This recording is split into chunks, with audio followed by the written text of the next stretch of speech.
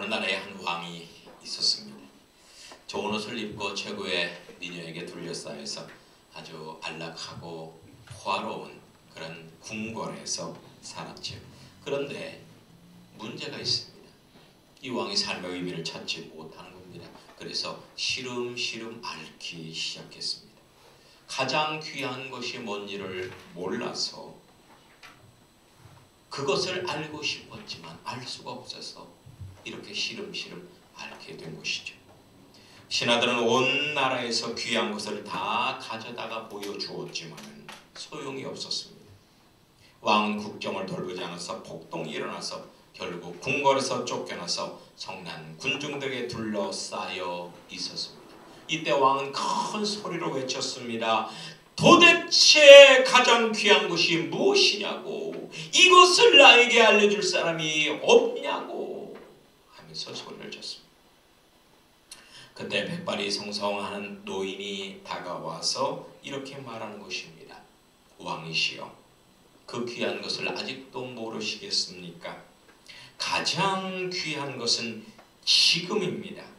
그리고 지금 왕이 하고 있는 일입니다. 그리고 지금 왕의 곁에 있는 사람이 가장 귀한 것입니다. 왕은 이미 충분히 귀한 것을 가졌음에도 불구하고 욕망 때문에, 무지 때문에 정작 귀한 것들을 살피지 못하고 있는 것입니다. 이렇게 말을 했다고 합니다. 왕은 큰 깨달음을 얻고 눈물을 흘리면서 탄식했다는 이야기가 있습니다. 여러분, 지금 여러분에게 가장 귀한 것이 무엇일까요? 돈이요? 건강이요? 자녀요? 성공이요? 물론 귀합니다. 하지만 그렇게 귀하지는 않습니다. 조금 귀할 뿐입니다. 가장 귀한 것을 말씀드릴게요. 지금입니다. 그리고 여러분 곁에 있는 영혼입니다. 그리고 그 영혼을 전도하는 일이 가장 귀한 것입니다. 아멘. 사실상 여러분이 중요하다 생각하는 것들인 돈, 집, 권력, 명예, 자존심 같은 것은 여러분이 언젠가는 죽어 심판대에 서는 그날에 불에 다 타 없어질 나무나 집이나 풀과 같은 것들이에요. 일시적인 것이요, 허무한 것들입니다. 우리에게 중요한 것을 중요하다고 생각하는 안목이 필요한 거예요. 그 안목을 가질 때 여러분의 인생이 값지게 되는 것입니다. 할렐루야. 네. 큰 아들이 아기였을 때 처갓집을 방문한 적이 있었습니다. 그때 저는 전도사였기 때문에 경제적으로 대단히 어렵게 살았어요.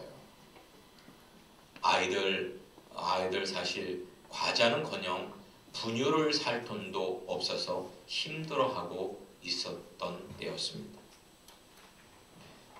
친정집에 온 아내는 작정한 듯이 아기를 눕혀놓고 온 집에 먼지까지 털어갈 기세로 보따리에다가 주섬주섬 싸서 싸는 거예요. 이마에 땀을 흘려가면서 말이죠. 중요한 것을 다 쌓았다고 생각했던지 저에게 이렇게 말하는 겁니다. 여보, 빨리 갑시다. 중요한 거 다 챙겼으니까 빨리 갑시다. 그러는 거예요. 그래서 얼른 택시를 불러서 짐을 싣고 있었습니다. 집사람은 빨리 가자고 막 독촉을 하는 거예요. 빨리 가자고. 그때 처남이 급히 뛰어나오는 겁니다. 처남이 뛰어나오는 걸 보고 빨리 가자고. 처남이 혹시 더 뺏어가지 않을까. 근데 처남이 이렇게 말을 하는 겁니다. 아우 누나, 가장 중요한 것이 빠졌어 하고 소리를 친 겁니다. 그 말에 아내는 경악하듯이 소리를 질렀습니다. 아뿔싸, 우리 아들을 빠뜨리고 나왔네. 우리 아들을 빠뜨리고 나왔어. 아는 품에 아는 모든 것을 다 내동댕이 치고 방으로 들어가서 아들을 데리고 나왔습니다. 그리고 아들을 데리고 나오면서 이렇게 말을 했습니다. 미안하구나 내 아들아. 나에겐 네가 제일로 중요한데, 네가 제일로 귀한데 그걸 순간 잊었구나 하면서 눈물을 그렁그렁 하면서 데리고 나오더라고요. 여러분, 지금 여러분의 품에 하나로 많은 것들이 과연 중요한지, 과연 가치가 있는지 한번 생각해 보십시오. 혹시 더 중요한 것이 있지는 않는지, 혹시 더 가치 있는 것이 있지는 않은지 한번 생각을 해보시란 말입니다. 본문을 통해서 우리 인생에 있어서 가장 중요한 것이 무엇인지를 알아보도록 하겠습니다. 당시에 이스라엘은 종교적인 율법 사회였기 때문에 귀천의 신분적 기준이 분명했습니다. 종교적 기득권층인 제사장 바리새인과 서기관, 그리고 정치적 기득권층인 사두개인과 헤롯 당원들이 대우받는 그러한 사회였습니다. 하지만 그 외의 서민들이나 병자들 같은 사람들은 천대받는 하류계층이었어요. 이때 혜성처럼 등장하신 분이 있습니다. 예수님입니다. 예수님은 하류층들이 좋아하는 평등, 자유, 사랑의 메시지를 전했습니다. 바리새인들과는 달리 예수님은 결코 사람을 차별하지 않았습니다. 모든 사람을 가치 있게 여겼습니다. 모든 사람을 받아들였습니다. 그래서 예수님이 가는 곳마다 많은 대중들이 예수님을 쫓았죠. 이날도 매국노와 같았던 세리와 매춘바나 강도나 건달이나 도둑이나 문둥병자 같은 죄인들이 예수님의 말씀을 듣기 위해서 예수님께 다가왔습니다. 예수님이 좋아서 온 거예요. 예수님이 인정해 주니까 온 거예요. 그런데 이것을 못마땅히 여기는 불효들이 있었습니다. 당신의 경건하다고 하는 바리새인과 서기관들이었습니다. 사실상 이들에게 이방인이나 죄인들은 돌봄의 대상이 아니에요. 그들이 생각할 때 세리나 죄인들은 지옥 갈 사람이기 때문에 경멸하고 판단하고 정죄할 그러한 대상이었습니다. 이때 이런 선입감을 가진 이들에게 예수님께서 한 가지 비유를 말씀을 하십니다.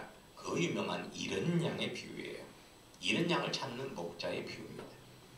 100마리의 양을 가진 목자가 있었습니다. 그런데 어떤 사정인지 한 마리를 잃어버립니다. 자, 잃어버렸다는 것. 자, 이것을 알려면요 15장의 다른 비유를 참고해서 보시면 돼요.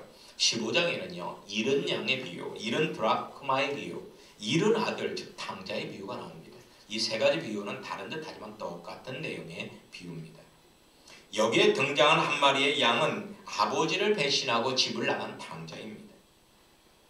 목자의 잘못으로 잃어버린 것이 아니라는 말씀이에요. 양의 교만과 독선과 오판으로 스스로 목자를 저버리고 떠나갔다는 것입니다. 선악과를 먹고 타락한 아담과 하와 역시 잃어버린 양과도 같죠. 여러분, 지금 교회에 등록이 되어 있지만 세상에 깊이 빠져 살고 있는 사람들이 다 잃어버린 양입니다. 지금 그들은 어디에 있습니까? 지금 그들은 무엇을 하고 있습니까? 여러분, 하지만 우리들에게 그들은 누굽니까? 정죄의 대상, 판단의 대상, 아유 믿음이 없어도 그렇게 없을 수 있나? 그렇게 하다 지옥 가서 고통을 당해봐야지 하고 저주할 그러한 대상일까요? 아니라는 거예요. 그 사람들은 우리의 섬김을 필요로 하는 사람들이고 우리가 목양해야 할 사랑의 대상이라는 겁니다. 여기에서 살아계신 하나님의 위대함이 있습니다. 하나님은 선악과를 먹고 자의식이 생겨서 자기의 벌거벗음을 깨닫고 나뭇잎으로 자신의 하체를 일시적으로 가린 아담과 하와를 위해서 친히 양을 잡아 가죽옷을 입히셨어요. 여기서 가죽옷은 뭡니까? 어린 양이신 예수 그리스도의 십자가의 희생을 의미합니다. 하나님 자신이 죽음으로써 하나님 자신의 옷, 흰옷, 그 옷을 입혀주신 거예요.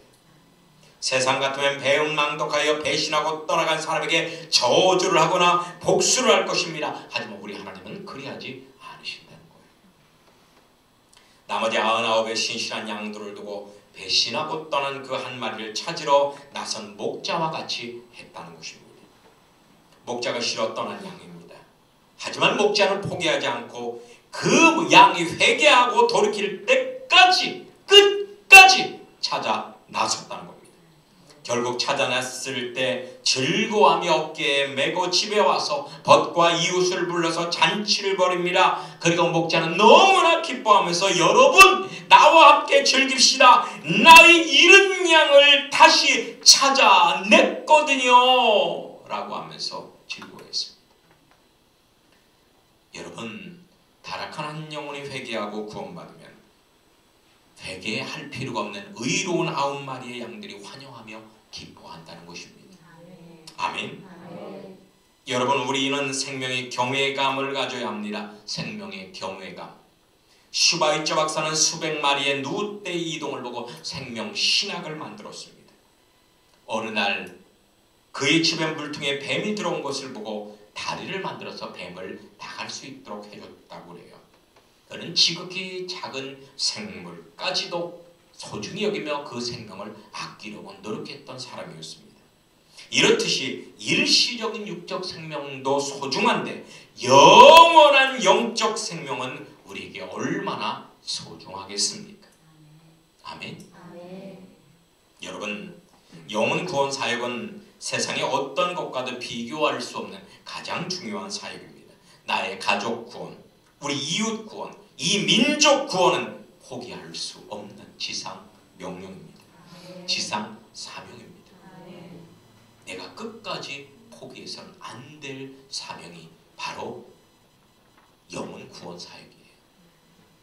지금 여러분에게 맡겨진 한 영혼 얼마나 소중한지 느껴보십시오. 지금 여러분에게 교사로서 셀장으로서 양들을 맡겼습니다. 나를 충성되이 여겨서 말했죠. 우리는 영혼 구령 사역에 올인해야 합니다. 우리에게 맡겨진 한 영혼이 천하보다 귀하다는 그러한 믿음을 가져야 합니다. 우리에게 잃어버린 양이 누구겠어요? 아내일 수도 있어요. 남편일 수도 있어요.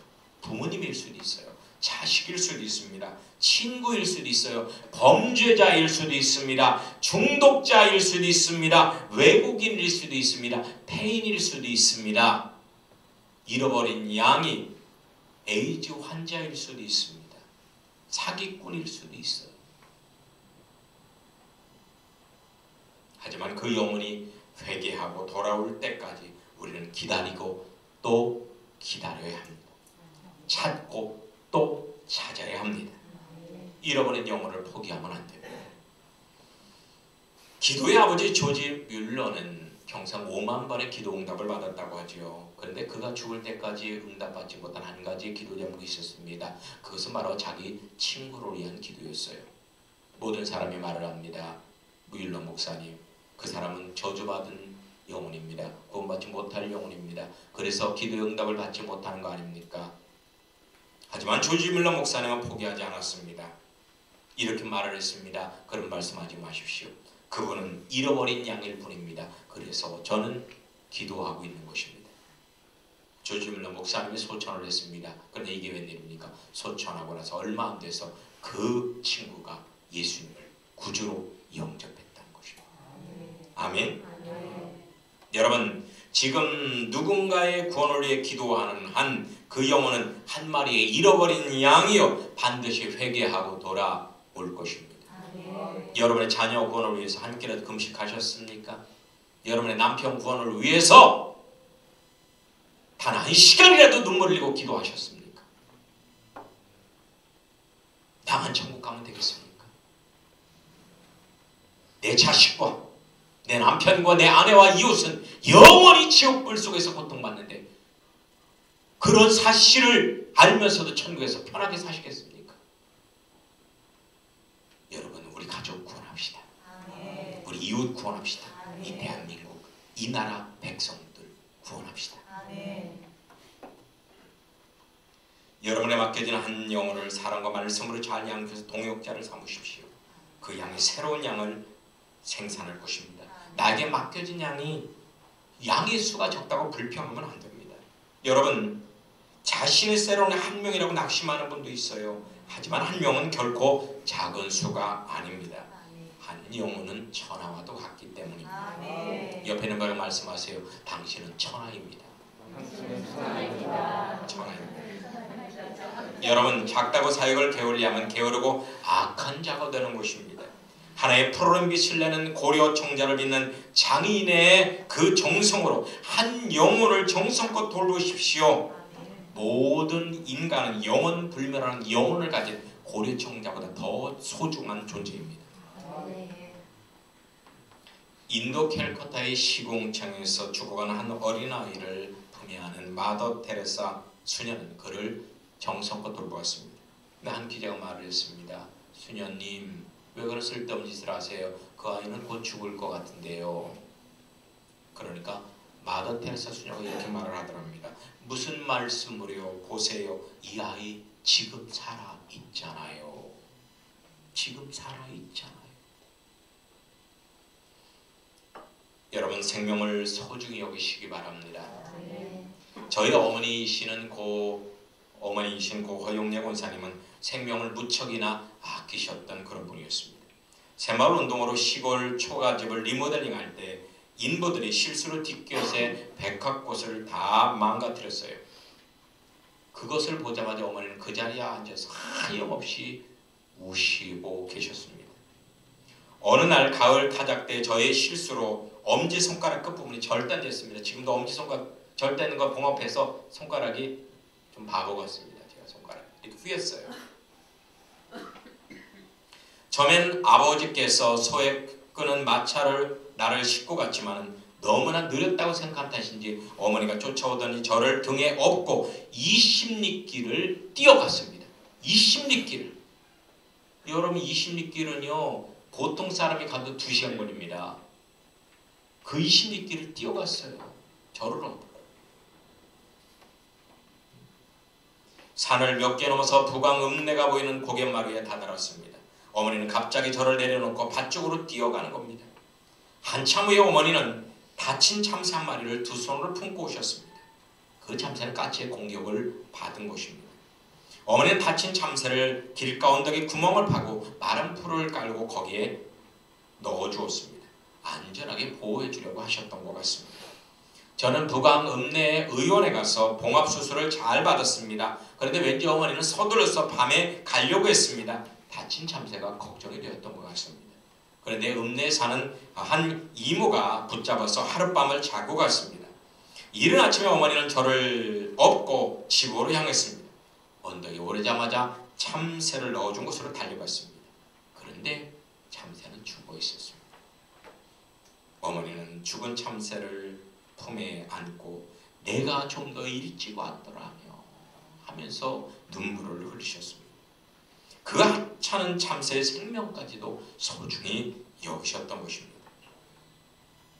제가 중학교 1학년 때 머리에 기계충이 걸려서 머리가 다 헐고 고름이 뚝뚝 떨어졌습니다. 제 나이 또래는 기계충 걸린 사람들 많았어요. 이 기계 피부 그때는 머리 피부병도 많은데 머리를 깎고 그 피부 균이 묻은 상태로 또 다른 사람을 깎아주니까 이 균이 많이 묻었습니다. 그래서 이 머리가 이렇게 파인 아이들이 많았어요. 연구가 많았어요. 60년대 70년대 학교 다닐 때 친구들은 연구가 많았습니다. 머리가 막 파여 있어요. 저도 막 파여 있고 머리 전체가 막 고름으로 뒤덮여 있었어요. 하룻밤만 자도 온 베개에 고름이 누렇게 배일 정도였습니다. 아버지는 그때 오랫동안 객지 생활을 했기 때문에 늘 엄마 품에서 저는 잠을 잤습니다. 그런데 그날 엄마가 싫어할까봐 제가 일부러 떨어져서 잠을 잤습니다. 그런데 저희 어머니는 저를 바싹 끌어당기더니 품에 안으시는 거예요. 너무나 당연한 듯이. 그리고 조그만 목소리로 이렇게 말했습니다. 괜찮아, 너 내 아들이요, 내 아들이잖요. 저는 그때 생명을 소중히 여기시는 어머니를 보고 다짐했습니다. 나도 어머니처럼 모든 생명을 소중히 여기리라.